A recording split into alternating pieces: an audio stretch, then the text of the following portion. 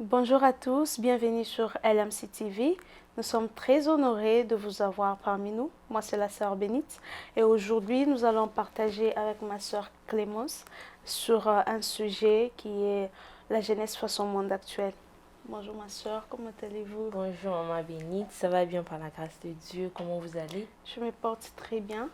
Alors, comme vous l'avez entendu, nous allons parler sur un sujet qui est la jeunesse face au monde actuel. Et j'aimerais savoir ce que vous en pensez par rapport à cela. Comment est-ce que vous trouvez la jeunesse face au monde actuel? Bon, ce que je peux dire, in our generation, the youth, we are lost. En quelque sorte, je peux dire, nous sommes perdus, vu all the things that is like around us. That's like the way I see like our generation is going. So I would also like to know, what do you think? Que pensez-vous? En fait, je pense exactement la même chose que vous. Contrairement aux années passées, le monde est tellement perdu. La jeunesse est vraiment perdue. Il y a beaucoup de choses qui se passent et moi, je vois complètement comment la jeunesse va à sa perdition. Yeah. Bon, c'est aussi un sujet que on doit vraiment parler sur ça, because as long we just live it like this, we will see like every day things are getting worse. Every day we are getting news like about how things are getting like sur les homosexuels et tout. On peut même voir que on nous considère tous comme égal, donc l'égalité avec des homosexuels, des lesbiennes et tout, même dans nos lieux publics, dans la salle de gym, vous allez vous retrouver avec un garçon avec le nom de like a woman. I am a woman, but you have to go to the same bathroom with them. I don't know if you already see it, like how does it make you feel? Because me, I am not okay with it. Honestly, c'est vraiment quelque chose qui n'est pas très bien. Pourquoi? Parce que c'est un homme, mais pourquoi il doit occuper la même salle de bain ou la même toilette avec une fille? Yeah. Parce qu'il n'a pas changé son sexe ou quoi que ce soit, il a juste changé son nom et il se comporte comme une femme, mais de nature, il n'est pas une femme. Yeah. Donc, chose qui fait que c'est un danger pour nous qui sommes femmes, de partager le même restroom avec un homme qui s'est changé en femme. Yeah. Ce n'est pas vraiment une bonne chose. Et je ne sais pas pourquoi les gens laissent passer ça et trouvent ça normal. Mais pour moi, personnellement, je ne trouve pas ça normal. Yeah. Et puis, ça fait peur, en fait, for our next generation. Like, our brothers and sisters who are young, according to all of these, like, all those things going on in this world, like, what are they trying to teach them? Like, for us, je vais dire, nous, comme nous sommes là, nous connaissons Dieu, we fear God, and we know cette génération ici, it's going bad.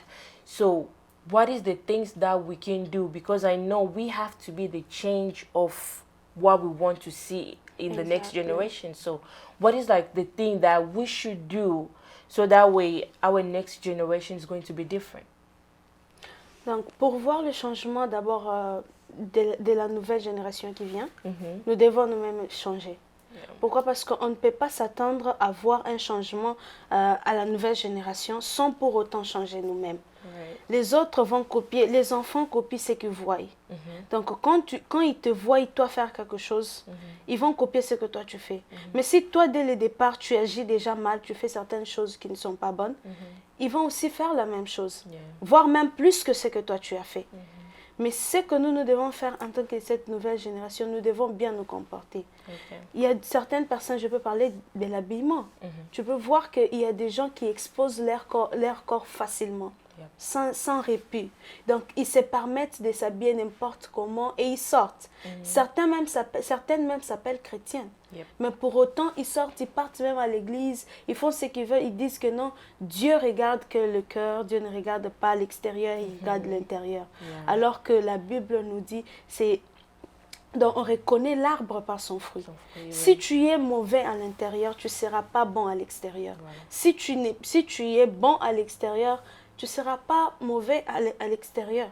Donc, tu dois être bon à l'intérieur et bon à l'extérieur. Si tu es mauvais à l'intérieur, tu seras mauvais à l'extérieur. Donc, les gens doivent comprendre ça et la jeunesse doit comprendre que nous devons être notre propre changement d'abord. Nous devons décider de changer avant de voir le changement de ceux qui vont venir après nous. Donc, c'est vraiment quelque chose que j'aimerais partager avec la jeunesse d'aujourd'hui. Nous devons changer. Notre façon de nous habiller en tant qu'enfants de Dieu. Il y a certains habits qu'on ne doit pas mettre. Pourquoi? Parce que nous devons nous habiller décemment. Nous devons être décents. Dans notre façon de nous habiller, dans notre façon de parler, il y a même certains mots qui ne doivent pas sortir de nos bouches en tant qu'enfants de Dieu. Donc, moi, je pense que c'est ça, en fait. Et qu'est-ce que vous en pensez par rapport à ça? Yeah, je trouve que c'est ça. Surtout quand on parle de l'habillement, we always think about women first, like the way women dress et tout. But when we are talking about our way of dressing and all, we're talking about everybody. That includes men inside, because there is other clothes, like the way they wear it. It doesn't make us feel comfortable as well. As the same with women, whenever they wear something, it don't make other men feel comfortable. Mais c'est juste que les femmes, nous sommes tellement précieux. On a plus de la valeur.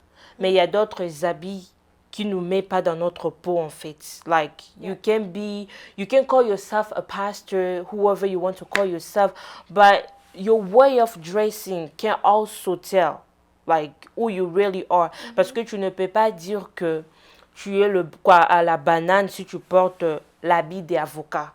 Non, c'est de même, c'est ce que nous sommes en train de faire. Dans nos églises, je peux voir de parents la manière dont ils habillent les enfants. Tu vas voir une fille qui a déjà 12 ans, elle habille quelque chose comme le culotte à l'église, un peu le short et tout.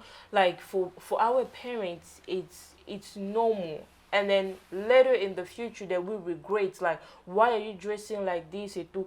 Et aussi, ma soeur, c'est quelque chose ici, j'ai remarqué aux États-Unis, quand, surtout les parents africains, lorsque nous venons ici, we just want our kids to start acting like Americans. And at the end of the day, tu vas voir qu'il y a nos frères qui ont commencé de boire, des cigarettes et tout cela.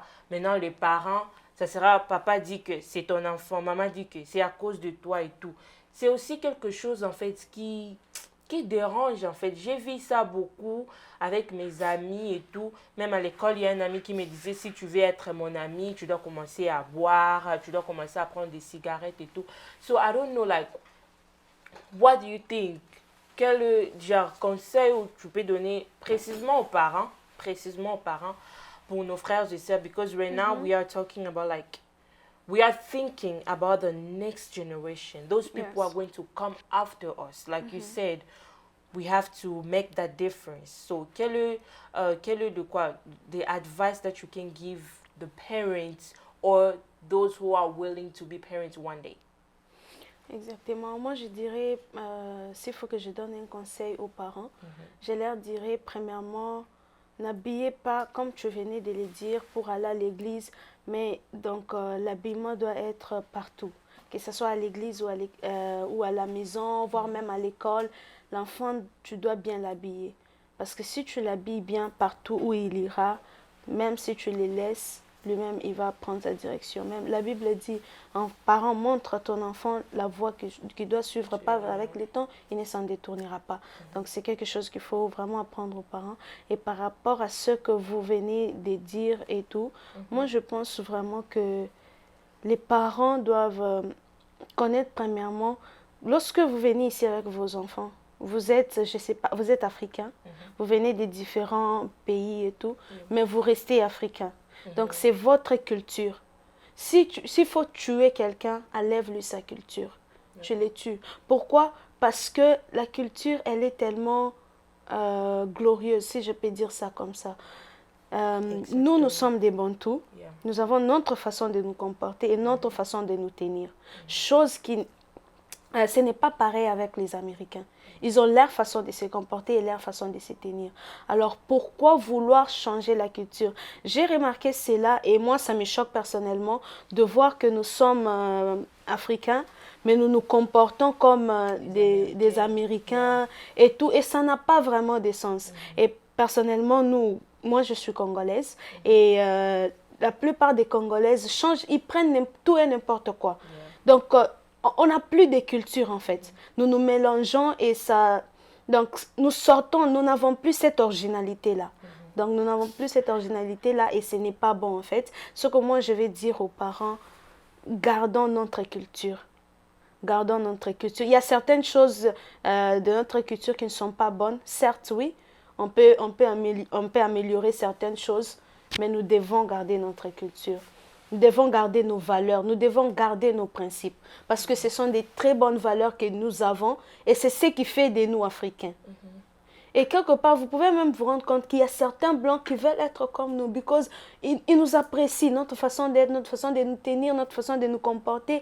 Et nous-mêmes, nous voulons être comme eux. Et ce n'est pas une bonne chose. Moi, ce que je peux dire aux parents, il y a des choses à adopter, il y a des choses à ne pas adopter. Il y a des choses à prendre, il y a des choses à ne pas prendre. Surtout en tant qu'enfant de Dieu, il y a des choses qu'on ne doit pas Restons original. Restons original. C'est ce que moi je peux dire en fait. C'est vraiment ça. C'est vraiment ça. Et c'est seulement quelque chose qui fait mal et tout, même de parents qui sont ici. Parce que nos parents peuvent nous éduquer. Moi, je ne comprends pas la différence entre éduquer l'enfant au Congo et éduquer l'enfant. Nous, là-bas, quand tu fais quelque chose comme ça, on t'étape. Maintenant, ici, les enfants, I can say like, they are not having that because our parents, they are so focused on money. They don't have time for their kids. Imagine-toi, une femme qui vient de mettre au monde, après 6 mois, elle rentre au travail, elle laisse son bébé. C'est quelqu'un d'autre qui est en train d'éduquer l'enfant avec une autre éducation. Et demain, quand ton enfant va devenir, like, she or he joined the gangster, and then who the fault is gonna be? Ça aussi, c'est un autre problème. Et c'est même quelque chose que j'ai vraiment écrit dans mon livre. Je parle des parents.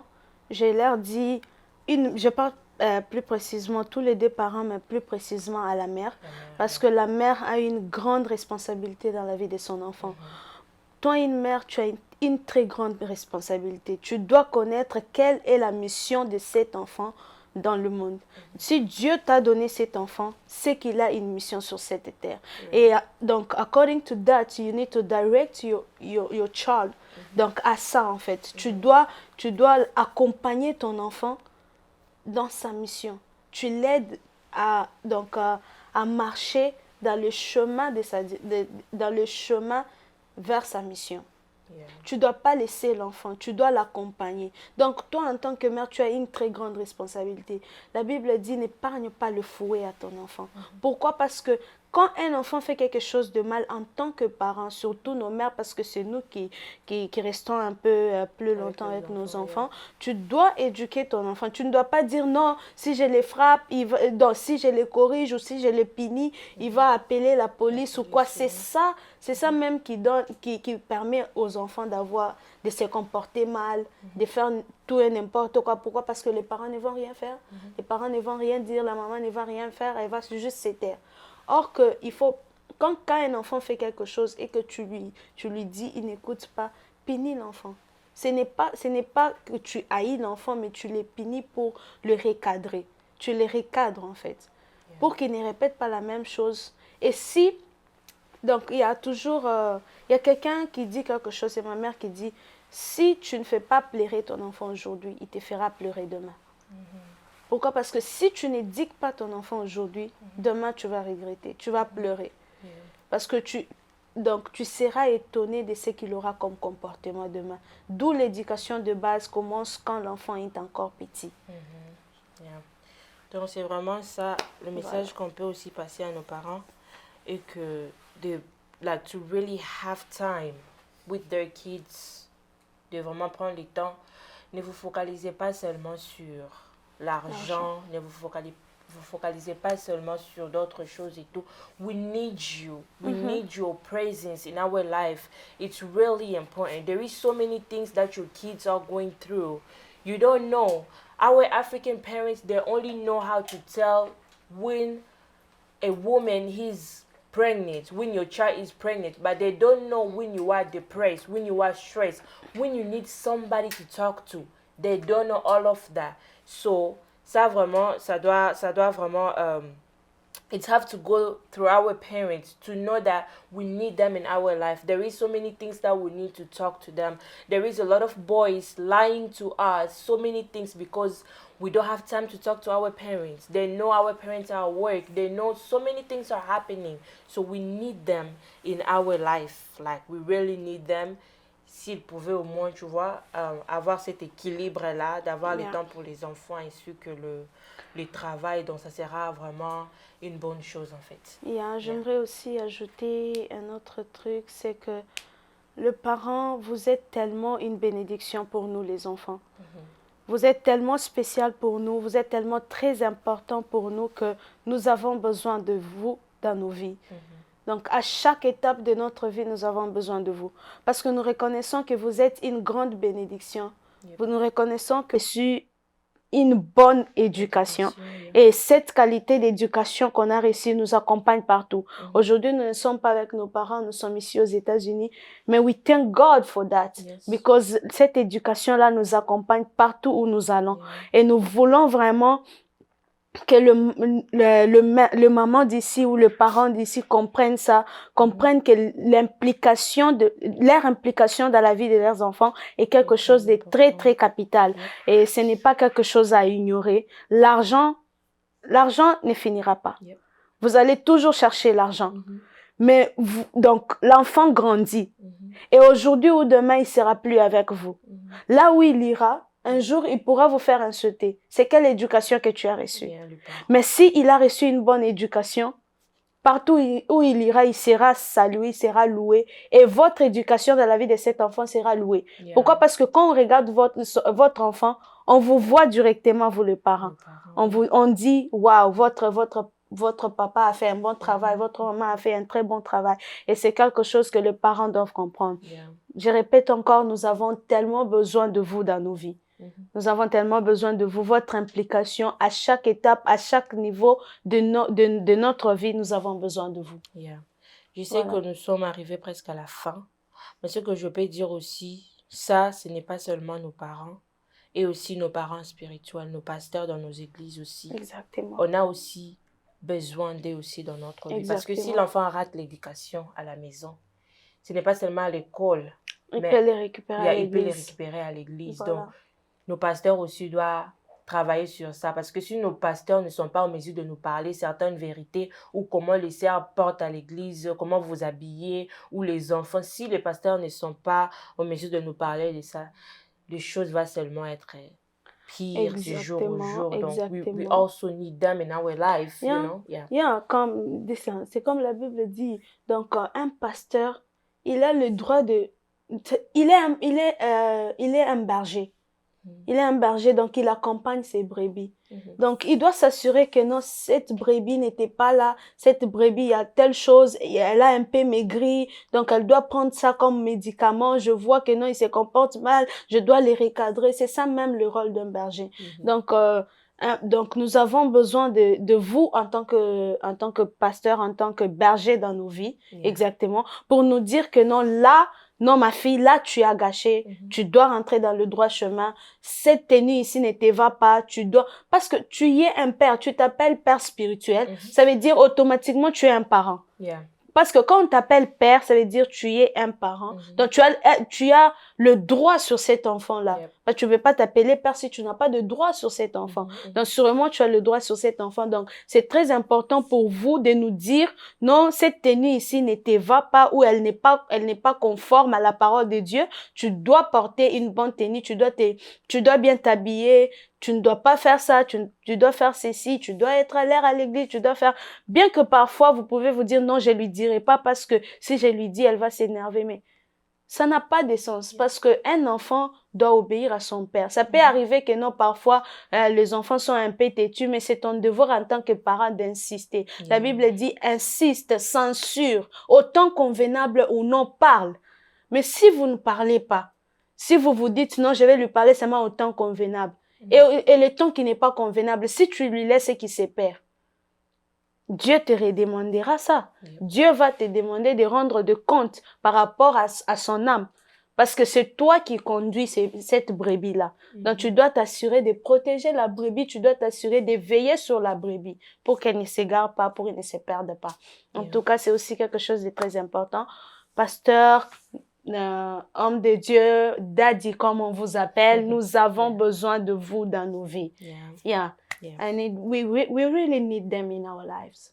C'est vraiment ça. Sinon, on encourage tous nos frères et sœurs qui servent Dieu. Continuez à le faire. Continuez à persévérer. Peu importe ce qui peut s'y passer. Peu importe, how can I say it?